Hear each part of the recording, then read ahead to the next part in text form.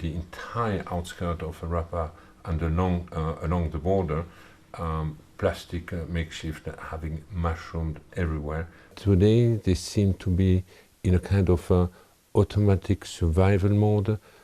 They look exhausted, they cannot really sleep, it's cold, you are in the street, you have drones, you have bombardment. They're all anxious not only about the day-to-day survival, but what appears also more and more, it's about the future. I think people realize that the end of this war might not look like the end of previous war.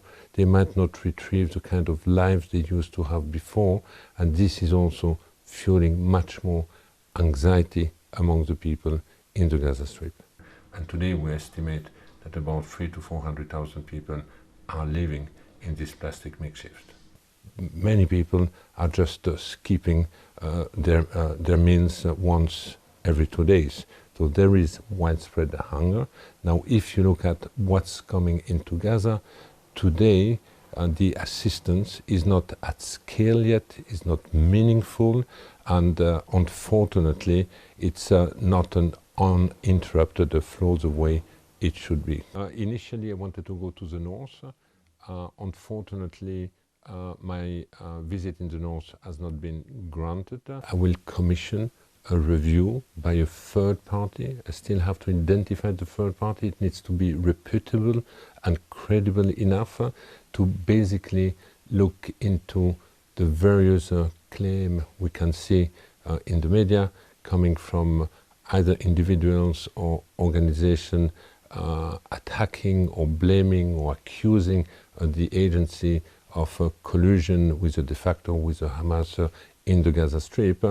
Clearly, as an agency, we are indicating that there is none of these agency institutional policies, that we have robust internal mechanism, but I also acknowledge that we are not operating in a no-risk environment. The optic has drastically, significantly changed compared to my last visit.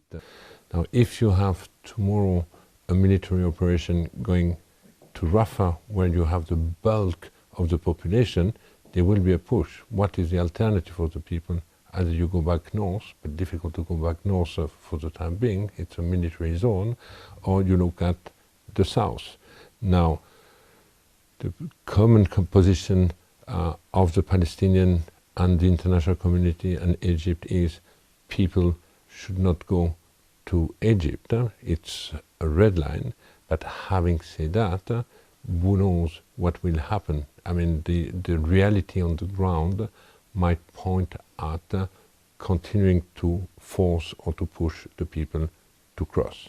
We have almost 1 week with this communication outage. Even if tomorrow there would be a cessation of a military operation, conditions to resume education might not be in place. First, we have a deeply traumatized community of children. Their families are deeply traumatized. The teachers are deeply traumatized. Plus, we do not have the space, and plus, we do not have the necessary infrastructure. And this, again, will take time. Unfortunately, the more time it will take, the more it will also sow the seeds of future resentment, bitterness, and possibly hatred.